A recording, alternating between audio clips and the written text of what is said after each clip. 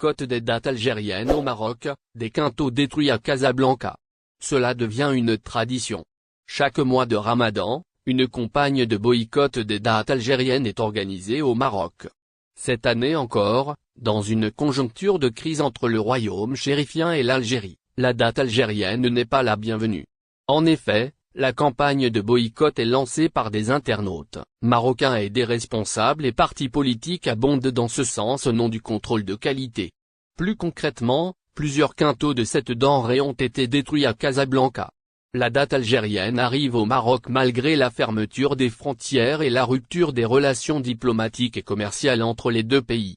Sur les réseaux sociaux, une campagne de boycott de ces dates a été lancée. Des politiciens se sont joints à cette campagne avec des arguments commerciaux. Sur le terrain, elle a trouvé écho et une demi-tonne de dattes en provenance d'Algérie a été détruite par les autorités marocaines, le 13 mars.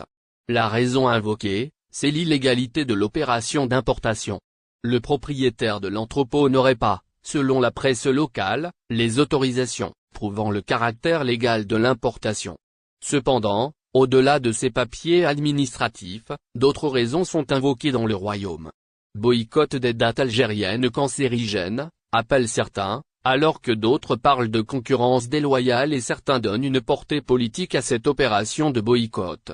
Acheter une date algérienne équivaut à acheter une balle pour la Polisario, affirment ces cercles hostiles à l'Algérie qui s'inscrivent dans une logique de guerre économique.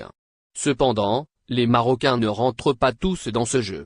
De nombreux consommateurs marocains continuent à acheter le produit algérien, apprécié pour son prix compétitif. Il faut souligner que chaque mois de Ramadan, des campagnes de ce genre sont lancées. Cependant, leur portée est négligeable. Quant à l'argument de la date cancérigène, il est battu en brèche par l'Office marocain de sécurité sanitaire des aliments, ONSA. Cet office n'a rien trouvé à redire sur ces dates. Lors de la précédente campagne contre ce produit algérien, il avait affirmé que la plus grande partie de ces dates est de très bons passeports algériens, une demande importante des Algériens de France rejetée officielle. Le ministre algérien de l'Intérieur, Brahim Merad, a rejeté une demande faite par des Algériens de l'étranger, notamment de France, par le biais des députés les représentants, au sujet du passeport algérien. C'est ce dont fait part le média arabophone et El Kabar.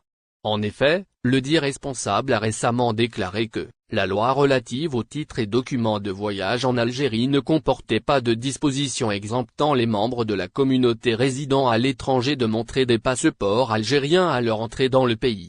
Cette déclaration a été faite lors d'une assemblée plénière à l'APN consacrée aux questions orales des députés. Cette réponse faisait suite à une question concernant une éventuelle future exemption des ressortissants binationaux de la communauté nationale à l'étranger de l'obligation de présenter un passeport algérien lors de leur entrée sur le territoire national. Le ministre a souligné que l'obligation de posséder un passeport algérien avait pour objectif de protéger le trésor public et d'assurer une égalité fiscale entre toutes les personnes à l'étranger. L'obligation de posséder un passeport algérien est une mesure de sécurité qui permet de protéger les intérêts nationaux du pays. Le passeport est un document d'identification essentiel qui permet de vérifier l'identité et la nationalité des personnes qui entrent sur le territoire national. Cela est particulièrement important dans un contexte où la sécurité nationale est une préoccupation majeure pour de nombreux pays. Par ailleurs, cette mesure permet également de vérifier que les personnes qui entrent sur le territoire national ont payé toutes les taxes et les droits de douane nécessaires. Cela permet de garantir que tous les citoyens contribuent de manière équitable aux finances publiques et à la vie économique du pays. En somme, l'obligation de posséder un passeport algérien est une mesure de sécurité essentielle qui permet de garantir la sécurité nationale et de protéger les intérêts économiques du pays. Cette mesure vise également à garantir l'égalité fiscale entre toutes les personnes à l'étranger et à protéger le trésor. Remplacé par M. Attaf, la Mamra s'exprime pour la première fois. Ahmed Attaf, le nouveau ministre des Affaires étrangères et de la communauté nationale à l'étranger, a pris ce samedi, à la faveur du remaniement ministériel opéré jeudi dernier par le président de la République, Abdelmadjid Tebboune.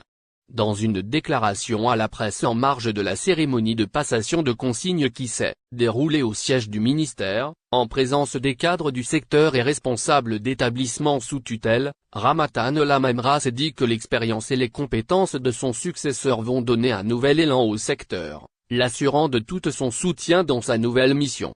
Ramatan Lamamra a dans le même contexte rappelé les objectifs et la feuille de route du secteur sont ceux tracés par le président de la République et contenus dans le plan d'action du gouvernement. Titre de séjour pour Algériens en France, du nouveau en vue. Par ailleurs, la question de la délivrance des titres de séjour pour les ressortissants étrangers, dont les Algériens en France refait surface, suite aux préparatifs ayant trait à la nouvelle loi relative à l'immigration que comptent appliquer les autorités françaises.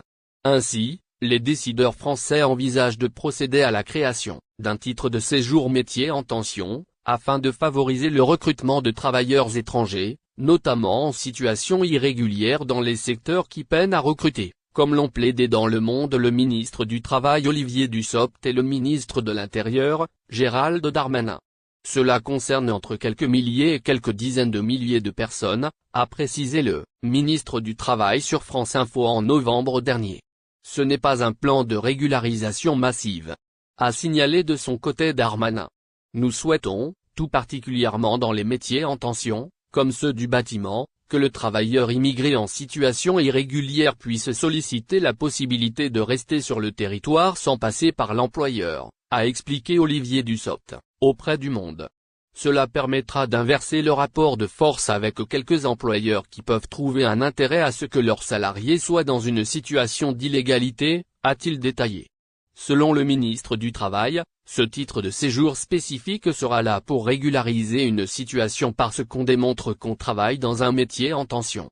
Notons que, le gouvernement présentera prochainement son projet de loi sur l'asile et l'immigration qui doit être examiné en premier lieu au Sénat, et où figurera ce titre de séjour métier en tension. Sur France Info, Olivier Dussopt a annoncé que des concertations ont été ouvertes depuis le mois de novembre avec les partenaires sociaux pour réviser la liste des métiers en tension début 2023. Cette révision se fera en s'appuyant sur des données économiques et aura pour but de faire en sorte que les métiers qui ne sont pas en tension ne soient pas dans cette liste et que les métiers qui sont devenus des métiers en tension puissent l'intégrer, a précisé le ministre du Travail. Il existe déjà une liste de métiers en tension. Cette liste, qui correspond à peu près à une trentaine de métiers, n'oubliez pas abonnez-vous à notre chaîne Olive News et activez les notifications pour recevoir nos publications en temps réel.